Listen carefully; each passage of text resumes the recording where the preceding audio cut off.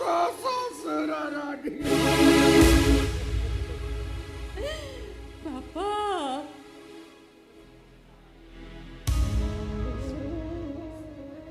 ତମେ ତମକୁ ଦେଖିଲେ ଲୋକମାନଙ୍କର ଆପେ ଆପେ ମୁଣ୍ଡ ନଇଯାଏ ଆଉ ବାଟ ଚାଲିଲା ବେଳେ ଲୋକମାନେ ତମ ପାଦ ଧୂଳି ଦେଇ ମୁଣ୍ଡରେ ମାରନ୍ତି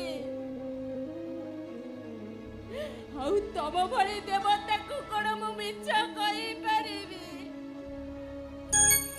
ପର ଘରେ ଚାକରାଣୀ ହୋଇଛି ସତ ହେଲେ ମୁଁ ଏ ଟଙ୍କା ଭିକ ମାଗିକିରି ଆଣିଛି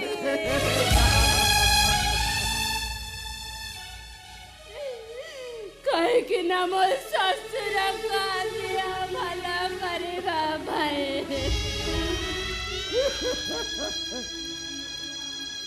बहुमा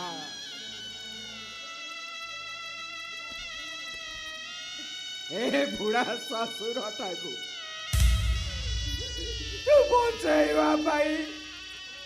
शेषरे पर घरे चाकर रहिलु लोकको तो भिख मागिलु तुम बोरे बा तो भीतरे मो